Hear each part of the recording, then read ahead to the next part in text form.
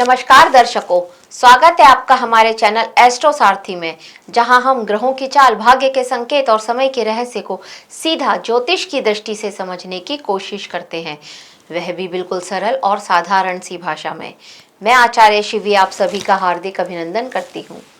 दर्शकों, आज के इस वीडियो में हम बात करने जा रहे हैं मीन राशि के जुलाई माह के मासिक राशिफल के बारे में।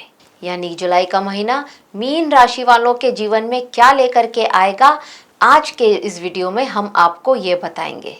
लेकिन उससे पहले अगर आपने हमारे चैनल एस्ट्रो सारथी को सब्सक्राइब नहीं किया है तो तुरंत सब्सक्राइब कीजिए, ताकि ज्योतिष से जुड़ी हुई सारी महत्वपूर्ण जानकारियां आप लोगों तक सही समय पर पहुंच सके। तो चलिए शुरू करते हैं और जानते हैं मीन राशि का जुलाई के महीने का मासिक राशिफल। और यहाँ पर हम सबसे पहले बात कर लेंगे ग्रहों की स्थिति की और होने वाले गोचर के बारे में। देखिए, आपकी राशि के स्वामी होते हैं बृहस्पति देव। बृहस्पति आपकी राशि के स्वामी हैं और आपके दशम भाव के स्वामी हैं। और ये बृहस्पति कर्क राशि में चल रहे हैं। कर्क राशि में ये उच्च के होते हैं और 15 तारीख को ये अस्त भी हो जाएंगे। बृहस्पति आपके पंचम भाव में चल रहे हैं। ये स्थिति बहुत अच्छी है आपके लिए। अब सूर्य ग्रह की बात करते हैं तो सूर्य ग्रह जो कि मिथुन राशि में चल रहे हैं, शुरुआत में आपके चतुर्थ भाव में ये गोचर करेंगे 14 तारीख को, और ये भी पंचम भाव में आ जाएंगे कर्क राशि में। सूर्य ग्रह आपके छठे भाव के स्वामी होते हैं। बुध ग्रह की स्थिति यह है कि बुध ग्रह वक्री अवस्था में चल रहे हैं और ये गोचर कर रहे हैं शुरुआत में कर्क राशि में, पर 7 तारीख को ही ये गोचर करके मिथुन राशि में आ जाएंगे। वक्री अवस्था में है तो मिथुन में आएंगे। हाँ, 24 तारीख को ये मार्गीय हो जाएंगे बुध ग्रह। बुध आपके चतुर्थ भाव के और आपके सप्तम भाव के स्वामी होते हैं। अब देख लेते हैं मंगल ग्रह की स्थिति। मंगल आपके लिए चल रहे हैं वृषभ राशि में, यानी कि तीसरे भाव में। बहुत यात्राएं कराएंगे ये और आपसे मेहनत भी बहुत ज्यादा कराएंगे यह मंगल। मंगल आपके लिए आपके धन भाव के स्वामी होते हैं और आपके भाग्य भाव के स्वामी होते हैं। शुक्र ग्रह की स्थिति यह है कि शुक्र ग्रह जो कि आपके लिए आपके तीसरे भाव के स्वामी होते हैं और आपके अष्टम भाव के स्वामी होते हैं। ये शुरुआत में तो रहेंगे कर्क राशि में ही, पर 4 तारीख को ही गोचर करेंगे और ये सिंह राशि में आ जाएंगे। और जब ये सिंह राशि में आ जाएंगे तो सिंह राशि में पहले से ही केतु विराजमान है। और आपने देखा होगा, जैसा कि आपको बताया भी गया है, पहले के वीडियोस में भी मैंने बताया है कि लगभग 2-2.5 महीने से यहाँ पर काल सर्प दोष बना हुआ था गोचर में, और अब शुक्र के सिंह राशि में आने से ये काल सर्प दोष समाप्त हो जाएगा। शनि ग्रह की स्थिति यह है कि शनि ग्रह आपकी ही राशि में गोचर कर रहे हैं और आपकी शनि की 7.5 भी चल रही है। 7.5 की दूसरी ढैया चल रही है। शनि आपके लिए आपके लाभ भाव के और आपके विदेश भाव के स्वामी होते हैं और राहु चल रहे हैं आपके 12वें भाव में, द्वादश भाव में। ये रही ग्रहों की स्थिति। अब ये ग्रहों की स्थिति जुलाई के महीने में क्या लेकर के आ रही है आपके लिए, अब उस पर एक नजर डाल लेते हैं। देखिए, मीन राशि के जातकों, ये जो जुलाई का महीना है ना, ये आपको भीतर से थोड़ा मैच्योरिटी देगा, आपके कर्मों की परीक्षा भी लेगा और कहीं ना कहीं एक भावनात्मक संतुलन का महीना आपके लिए सिद्ध होगा। ये लग्न में स्थित शनि की 7.5 भी चल रही है और शनि की अब दूसरी ढैया आपकी चल रही है जब से यह शनि आपकी राशि में आए हैं। तो ये आपके व्यक्तित्व को थोड़ा और गंभीर बना रहे हैं, धैर्य और जिम्मेदारी की ओर लेकर के जा रहे हैं। मतलब अगर अभी तक आप अपने घर परिवार की जिम्मेदारी से नहीं उठा रहे थे या नहीं उठा पा रहे थे, या कुछ ऐसा था कि आप अपने परिवार से कहीं दूर रह रहे थे, तो इस शनि ने जब से यह आपकी राशि में आए, इन्होंने कुछ ऐसा आपके लिए किया होगा कि आप अपने परिवार की तरफ आए होंगे, उनकी जिम्मेदारियों को उठा रहे होंगे और ये अभी भी आपका ध्यान उन जिम्मेदारियों की ओर खींच रहे हैं शनिदेव। जीवन के प्रति आपका जो दृष्टिकोण है ना, ये अब पहले जैसा हल्का बिल्कुल भी नहीं रहा है। अब आपके अंदर कहीं ना कहीं एक मैच्योरिटी अवश्य आई होगी और आपने ये नोटिस भी किया होगा। अब आप हर निर्णय को गहराई के साथ सोच करके लेते होंगे। कई बार तो ये भी महसूस होता होगा कि परिस्थितियां आपको धीरे धीरे सही लेकिन आगे की ओर ही बढ़ा रही हैं। लेकिन वास्तव में यही शनि का वास्तविक कार्य है, ये आपको समझना होगा। धीरे धीरे सही लेकिन आगे बढ़ाते हैं अगर आपके कर्म अच्छे हैं तो। व्यक्ति को भीतर से मजबूत बनाना यही शनि का कार्य है। फाउंडेशन धीरे धीरे रखते हैं। जब फाउंडेशन अच्छी होती है तो इमारत बहुत अच्छी बनती है, मजबूत इमारत बनती है। तो शनि वही कार्य करते हैं। शनि की तीसरी दृष्टि पड़ेगी आपके तीसरे भाव पर, तो यहाँ पर मंगल भी स्थित है। तो यहाँ पर साहस, पराक्रम और आपकी कार्य करने की जो क्षमता है उसमें ये वृद्धि करेंगे। यात्राएं भी आपकी बढ़ाएंगे। आपकी ना हवाई यात्राएं बहुत ज्यादा बढ़ रही होंगी, ये स्थिति भी यहाँ पर होगी। लंबे समय से रुके हुए कार्य अगर अब आपने उनको पूरा करने का संकल्प ले लिया तो वो कार्य ये शनिदेव आपके निश्चित ही पूरे कराएंगे। जो लोग मीडिया टेक्नोलॉजी या फिर मार्केटिंग या जो कंटेंट राइटिंग होता है, सेल्स का कार्य करते हैं या फिर किसी भी प्रशासनिक कार्य में जुड़े हुए हैं, उनके लिए ये समय बहुत महत्वपूर्ण रहने वाला है। इसका पूरा पूरा आप फायदा उठाइएगा। शनि की 7वीं दृष्टि पड़ रही है आपके सप्तम भाव पर, जो कि जीवन साथी का भाव होता है। तो उसके साथ, जीवन साथी के साथ आपका खटपट तो चल ही रहा होगा, नोक झोंक यहाँ पर चल ही रही होगी आपके जीवन साथी के साथ। पुरानी बातों को लेकर के यहाँ पर इस महीने आप लोगों के बीच में कुछ ज्यादा लड़ाई झगड़ा हो सकता है। लड़ाई झगड़ा कुछ ज्यादा लेवल तक बढ़ सकता है, इसका आपको ध्यान देना होगा। शनि की 10वीं दृष्टि पड़ रही है वर्क प्लेस पर, दशम भाव पर। तो यहाँ पर आप देखेंगे कि कार्य क्षेत्र में कहीं ना कहीं आपको ये लग रहा होगा कि जितनी मैं मेहनत कर रहा हूँ उसका मुझे उतना परिणाम नहीं मिल रहा है। ये यहाँ पर आपके लिए स्थिति शनि ग्रह ने बना रखी है और ये है भी। हाँ, आपको पता नहीं है पर आप धीरे धीरे आगे बढ़ रहे हैं, ये बात आपको यहाँ पर समझ लेनी चाहिए। अब बात करते हैं मंगल ग्रह की। मंगल जो कि आपके तीसरे भाव में है, ये आपकी जो मेहनत है उसको सक्रिय कर रहे हैं, ये मेहनत का भाव होता है। मंगल की 4थी दृष्टि पड़ रही है सिंह राशि पर, यानी कि आपके छठे भाव पर, और यहाँ पर 4 तारीख के बाद शुक्र भी आ जाएंगे।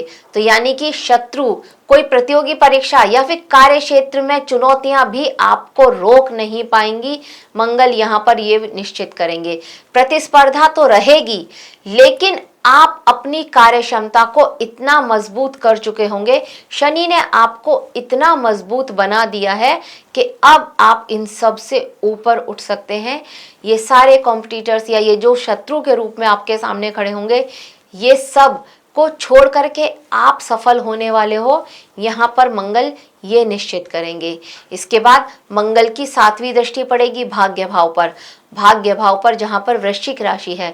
तो भाग्य का पूरा पूरा साथ यहाँ पर मिलने वाला है। धर्म कर्म की तरफ भी आपका ध्यान जाएगा, वहां पर आपका कुछ खर्चा हो सकता है या कोई धार्मिक यात्रा भी आप यहाँ पर कर सकते हैं। मंगल की 8वीं दृष्टि दशम भाव पर पड़ेगी, तो काम से रिलेटेड यात्राएं हो सकती हैं आपकी, और इन यात्राओं से आपको एक आर्थिक लाभ हो, कहीं ना कहीं सारी यात्राएं आपके लिए फ्रूटफुल रहे, ये वो समय आपके लिए होगा। इसके बाद बात करते हैं सूर्य ग्रह की। सूर्य ग्रह जो कि आपके लिए शुरुआत में चतुर्थ भाव में रहने वाले हैं, तो माता से के स्वास्थ्य से रिलेटेड समस्याएं यहाँ पर हो सकती हैं, इसका आपको थोड़ा ध्यान रखना होगा। घर परिवार के बीच में ईगो क्लैशेस हो सकते हैं, शांति नहीं रहने देंगे यह सूर्यदेव जब तक ये यहाँ पर रहेंगे, तो इस बात का भी आपको थोड़ा ध्यान रखना होगा। कोलेस्ट्रॉल की प्रॉब्लम है तो केयरफुल हो जाइए, हार्ट से रिलेटेड कोई ना कोई प्रॉब्लम यहाँ पर हो सकती है। इसके बाद 16 तारीख को यह सूर्यदेव जब पंचम भाव में आ जाएंगे तो ये एक अच्छी स्थिति होगी, क्योंकि यहाँ पर गुरु का साथ भी इनको मिलेगा। तो एक शिक्षक योग यहाँ पर आपके लिए पंचम भाव में बनेगा। संतान से रिलेटेड कोई अच्छी खबर आपको मिल सकती है। अगर आपके 2-3 संतानें हैं तो आपकी जो पहली संतान है वो आपको कोई खुशखबरी दे सकती है, ये वो समय होगा।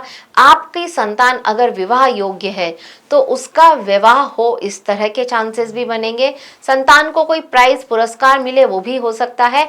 और आपको भी, अगर आप विद्यार्थी हैं तो यहाँ पर आपके लिए भी कुछ अच्छी खबर यहाँ पर आती हुई नजर आएगी। बुध ग्रह की बात कर लेते हैं। बुध ग्रह जो कि आपके चतुर्थ भाव के स्वामी हैं और जीवन साथी के भाव के स्वामी हैं। अब ये बुध ग्रह यहाँ पर वक्री अवस्था में चल रहे हैं, तो यहाँ पर ये कर्क राशि से 7 तारीख को गोचर करके चतुर्थ भाव में आ जाएंगे। तो बिल्कुल घर परिवार के बीच में कोई पुरानी प्रॉपर्टी का मामला यहाँ पर उठ सकता है, जिसको लेकर के किसी तरह का लड़ाई झगड़ा हो जाए या किसी तरह का ईगो क्लैशेस हो जाए, ये वो स्थिति होगी। कई बार तो ये स्थिति भी होगी कि आप कहना कुछ चाह रहे हैं, परिवार वाले समझ कुछ रहे हैं और उसकी वजह से परिवार के बीच में गलतफहमियां हो रही हैं। इस बात का भी आपको यहाँ पर थोड़ा सा ध्यान रखना होगा। हाँ, 24 तारीख से जब ये बुध मार्गी हो जाएंगे तब यहाँ पर घर परिवार के बीच का ये जो प्रॉब्लम है ये सॉल्व होती हुई नजर आएगी। सारी स्थितियां स्पष्ट होती हुई नजर आएंगी आपको, और उस समय में आप कुछ अच्छे बड़े डिसीजन ले सकते हैं 24 तारीख के बाद। अब बात करते हैं गुरु ग्रह जो कि उच्च के हैं और आपकी ही राशि के स्वामी हैं, ये पंचम भाव में आ रहे हैं। ये एक बहुत अच्छी स्थिति है। अब गुरु की 5वीं दृष्टि पड़ेगी भाग्य भाव पर, तो भाग्य भाव पर 5वीं दृष्टि गुरु की पड़ रही है और मंगल की भी 7वीं दृष्टि पड़ रही है। तो भाग्य का यहाँ पर आपको भरपूर फायदा मिलने वाला है। धार्मिक यात्राएं होंगी और वर्क प्लेस से रिलेटेड, ऑफिस से रिलेटेड भी यात्राएं होंगी, आपके व्यवसाय से रिलेटेड भी यात्राएं होंगी और वो सारी यात्राएं आपके लिए फ्रूटफुल रहेंगी। इसके बाद गुरु की 7वीं दृष्टि पड़ेगी लाभ भाव पर, जहां पर मकर राशि है और ये इनकी नीच की दृष्टि मानी जाएगी। तो लाभ तो यहाँ पर आपके लिए अवश्य ही होगा, क्योंकि गुरु की दृष्टि है तो लाभ तो अवश्य ही होगा, लेकिन उतना नहीं होगा जितना आपने उम्मीद की थी, जितना आपने सोचा था उतना लाभ शायद ना हो, ये यहाँ पर होगा। गुरु की 9वीं दृष्टि पड़ेगी आपकी ही राशि पर, तो ये आपके लिए एक बहुत अच्छी स्थिति है।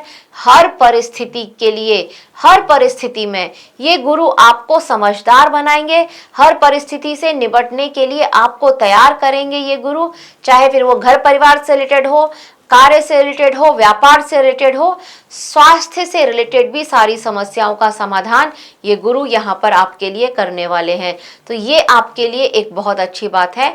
आपका, आपके समाज में, आपके जहां पर आप उठते बैठते हैं, आपका एक सोशल सर्कल होगा, वहां पर आपका एक सम्मान बढ़ेगा, लोग आपको सम्मान की नजर से देखेंगे, ये वो समय होगा। और गुरु यहाँ पर बैठ करके पंचम भाव में ये निश्चित करने वाले हैं। आपकी बातों को ना गंभीरता से सुनेंगे। अब लोग आपको सीरियस भी लेंगे। अगर आप अभी तक आपको सीरियस नहीं लेते थे तो अब आपको सीरियस लेंगे, ये वो समय होगा। शुक्र ग्रह की बात कर लेते हैं जो कि 3 तारीख तक तो रहेंगे गुरु के साथ ही, यानी कर्क राशि में, लेकिन उसके बाद ये गोचर करेंगे और ये आ जाएंगे 6ठे भाव में केतु के साथ। तो यहाँ पर ये जो समय होगा आपके लिए, ये समय आपके लिए होगा कि आपको बहुत ज्यादा ध्यान देना है कि चाहे आपके वर्क प्लेस पर हो, आपके आसपास हो, कहीं भी हो, किसी भी महिला से आपको किसी तरह की बहस में नहीं पड़ना है। यहाँ पर अगर आपके ऑफिस में भी ऐसा कुछ है तो वहां पर उनसे भी किसी तरह की बहस में ना पड़े, पंगा ना लें। जो भी महिलाएं हैं वहां पर हैं, थोड़ा संभल करके रहें, ये वो समय होगा। और यहाँ पर आपके वैवाहिक जीवन में थोड़ा प्रॉब्लम्स आ सकते हैं, ये शुक्र वो भी लेकर के आ रहे हैं। इसके साथ साथ एक भोग विलास पर आपका कुछ खर्चा हो, ये शुक्र उसको भी निश्चित कर रहे हैं। केतु के साथ है, अगर शुगर की कोई बीमारी है आपको तो उसका ध्यान रखिएगा। बाउंड्री लाइन पर अगर शुगर है तो भी आप अपना बहुत ज्यादा ध्यान रखिएगा। राहु की स्थिति ये है कि राहु आपके लिए 12वें भाव में है। 12वें भाव में राहु विदेश यात्राएं कराते हैं, दूर दराज की यात्राएं कराते हैं, इसके लिए आप तैयार रखिए। राहु घर परिवार में शांति नहीं रहने देंगे। राहु की 5वीं दृष्टि चतुर्थ भाव पर पड़ रही है, तो घर परिवार में शांति नहीं है। शत्रु आपके जो है आपके सामने प्रकट हो जा रहे हैं, आपके सामने जो है वो मुंह खोलने की कोशिश कर रहे हैं, जुबान उठा, मतलब आपके साथ कहीं ना कहीं एक बहस में पड़ रहे हैं शत्रु। ये वो समय राहु आपके लिए लेकर आ रहा है, तो इस बात का आपको थोड़ा सा ध्यान रखना होगा। महिला मित्रों से या महिला अधिकारियों से या महिलाएं कैसी भी आपके ऑफिस में हो, आपके घर हो, घर के आसपास हो, उनसे बहस ना करें तो और भी अच्छा रहेगा आपके लिए इस जुलाई के महीने में। अब देखते हैं ये आपके करियर के हिसाब से कैसा रहने वाला है ये महीना। देखिए, वर्क प्लेस की बात करें तो आपके दशम भाव के स्वामी जो गुरु हैं ये उच्च के चल रहे हैं और 5वें भाव में बैठे हैं। तो ये स्थिति बहुत अच्छी स्थिति मानी जा रही है। आपके ज्ञान का, आपने अब तक जो भी सीखा है, समझा है, उसका पूरा पूरा फायदा आपको आपके वर्क प्लेस पर मिलने वाला है।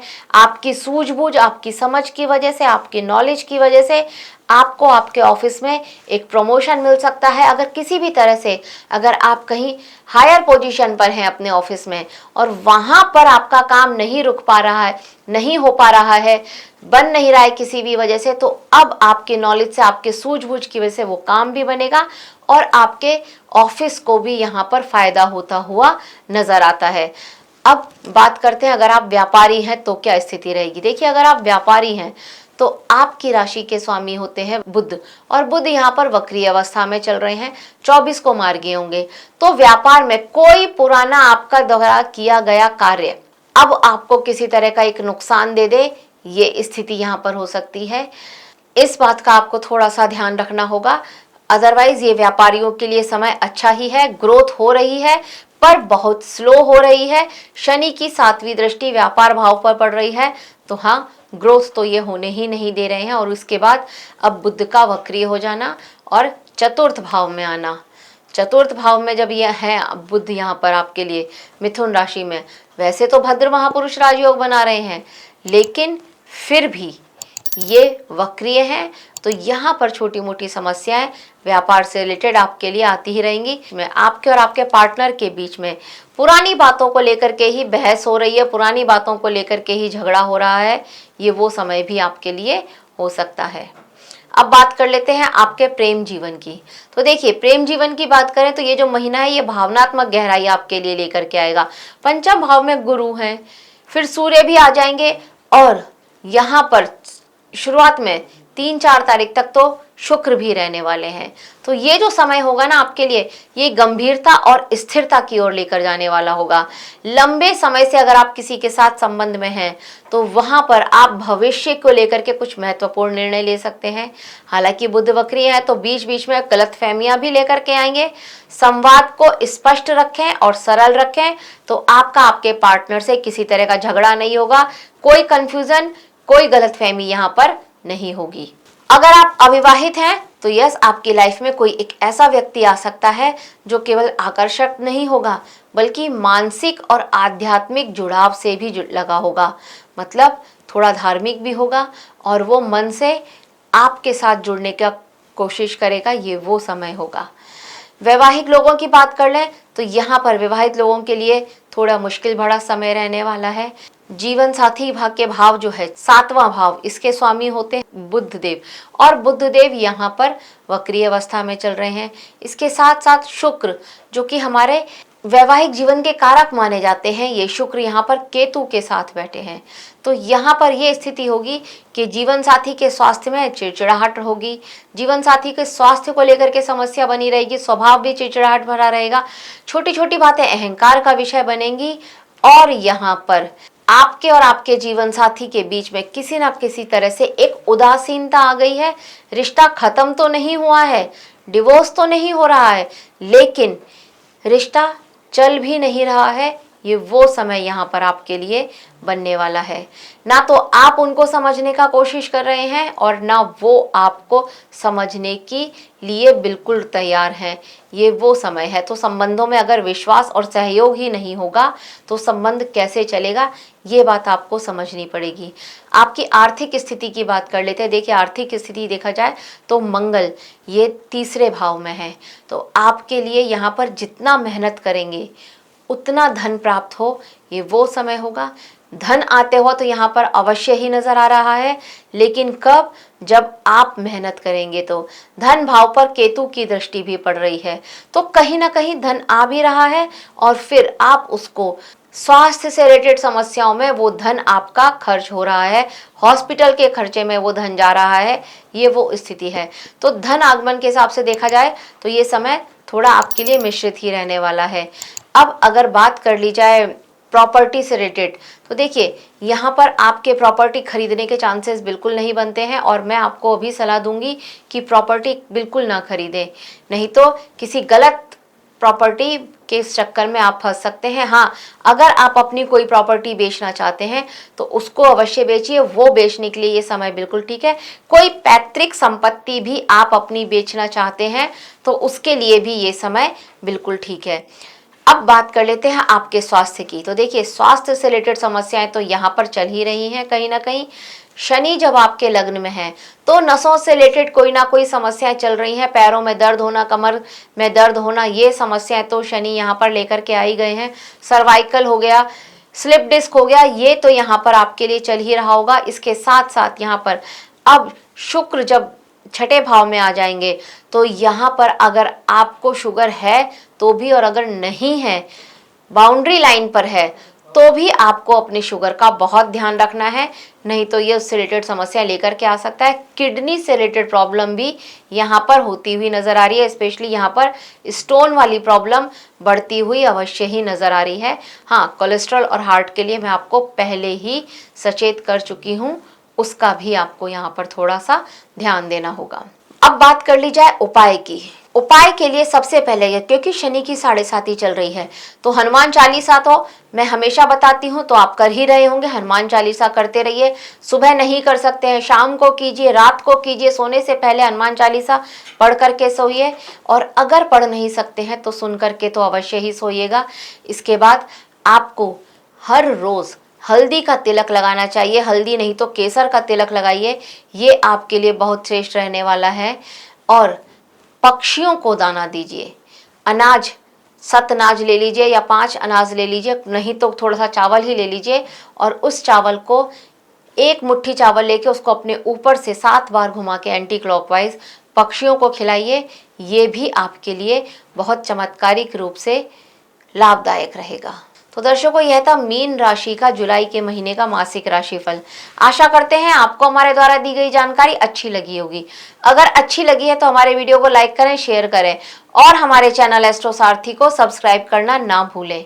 और अगर आप अपने जीवन में किसी भी तरह की समस्या से जूझ रहे हैं तो नीचे दिए गए हमारे नंबरों पर अभी कॉल करें या फिर हमें DM करें।